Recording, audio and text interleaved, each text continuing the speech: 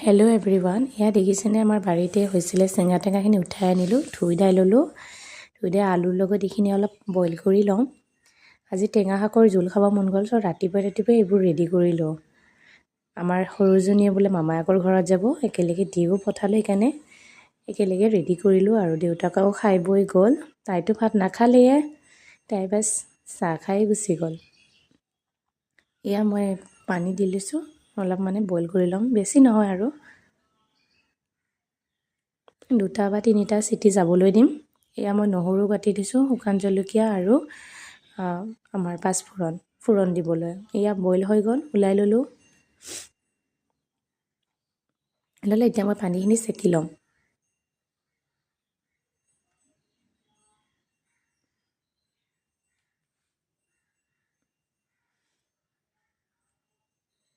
ভাল কৰি চেকি লৈছোঁ, চেকি লৈ কিনে বাছ পানীখিনিহে ইউজ হ'ব।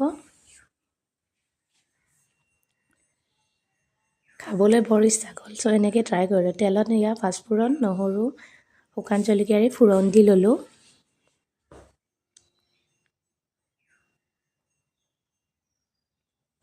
তাৰপিছত আলুখিনি, বইল আলুখিনি দি কিনে দিলে তাতে মই হালধি আৰু কেৱল নিমখহে দিছোঁ, হালধি গুড়ি আৰু নিমখ।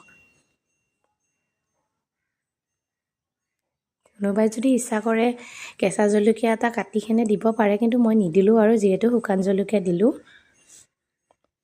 ফোৰণত বেহাৰ বা মেথি গুটিও ব্যৱহাৰ কৰিব পাৰে। মোৰ তাতে মেথি গুটি যিহেতু নাছিলে, পাঁচফোৰণ একেলগে আৰু মই ভজা মাছখিনি দি দিলোঁ তাত।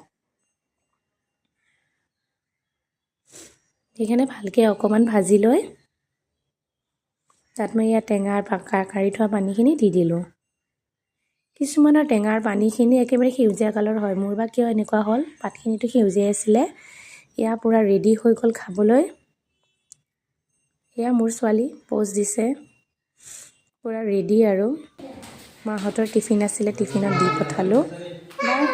দেউতাকে ধৰি লৈ যাই আছে, তাইৰ পিঠিত আৰু তাৰ নিজৰ কাপোৰ দুযোৰা। Bye bye.